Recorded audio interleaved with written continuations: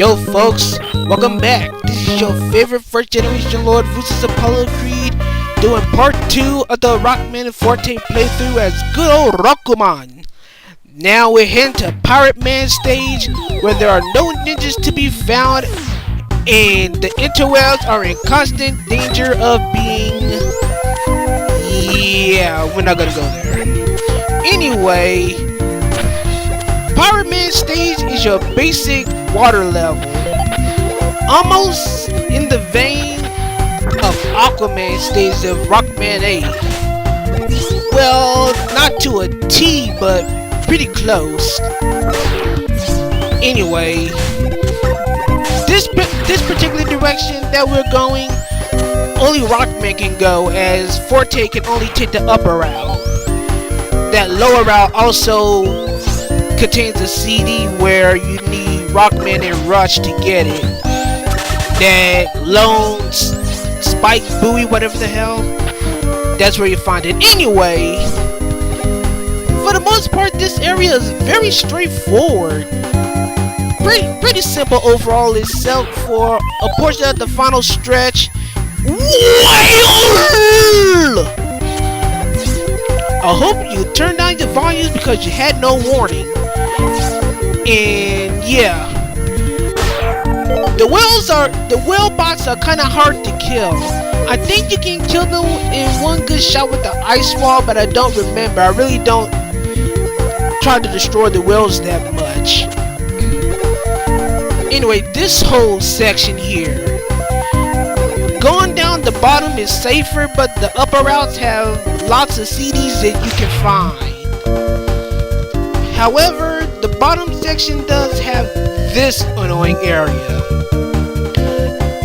If you remember Rockman 8, where in Tengu Man stage where you gotta ride the bubbles to get up to the upper portions of the stage, this is very similar, but the bubbles to move around in is very hard to maneuver.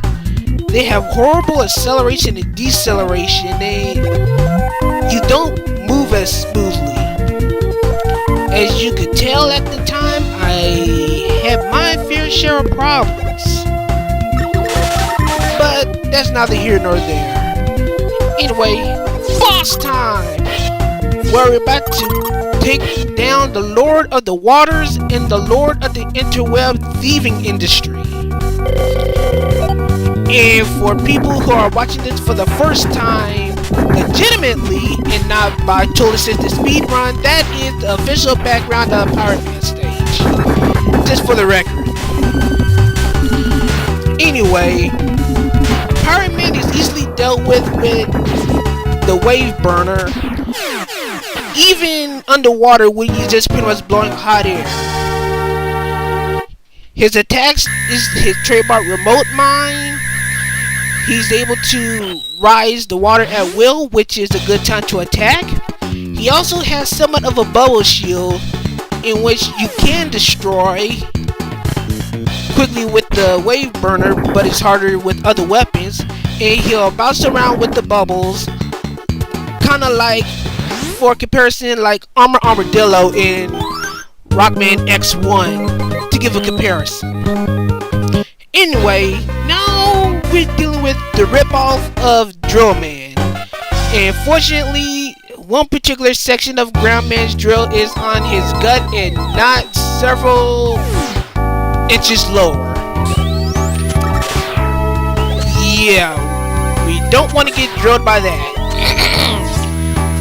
Too many dead leaves images in my head. And if you don't know what I'm talking about, watch Dead Leaves. Trust me, you'll know what I'm talking about in regards to my drill comparison. Anyway, Groundman is your sand and underground level. We just dealt with the sand section, and now we're dealing with the more underground parts.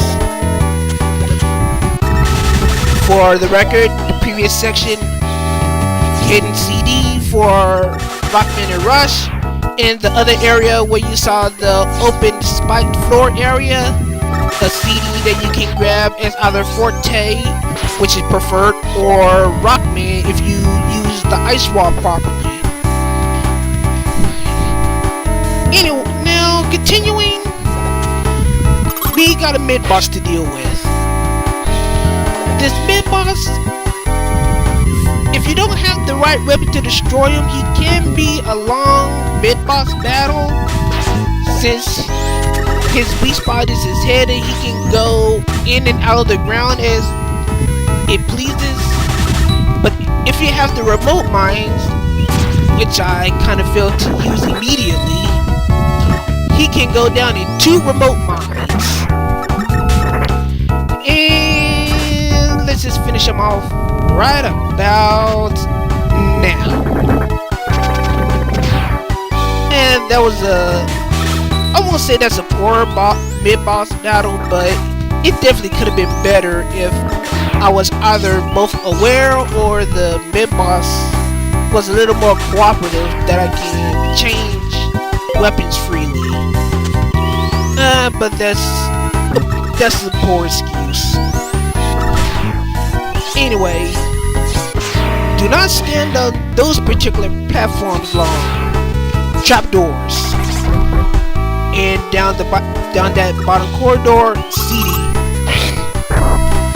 This little section here should remind folk of Swordsman little area in Rockman 8. Shoot the red statue to open the door. Avoid shooting one too many of the normal statues, otherwise the spikes will fall down. Don't expect me to go through that whole area above.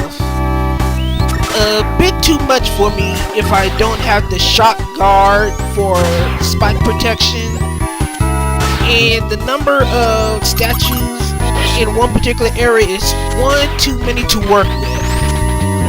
So if you're ballsy enough, go right ahead, but I wouldn't recommend it unless you need to collect CDs. Speaking of which, you see that Sniper Joe right there? That is an extremely hard CD to get as Rockman, as you need him a rush to get it. Cause you saw those little drill modes that going underground, up and down the ground? That's your main stopper. You had to defend it, to defend rush and all of that stuff. But we're done with that. Ground Man. You saw that big drill he did? Scared the freaking crap out of me the first time I saw it. Luckily that is not instant kill. He also digs underground a la Drillman in Rockman 4. He also has the ability to transform into an indestructible tank, kinda like, I'm gonna do it, Transformers. Transform and roll out! And that was my horrible pun for the episode. With 1 or 2 more coming maybe, who knows. Anyway, his trademark weapon is the spread drill, which he fired earlier, but didn't get a chance to use completely. It pretty much spreads exponentially from 1 to 2 to 4 drills. And you pretty much get to see it when you see the weapon exposition.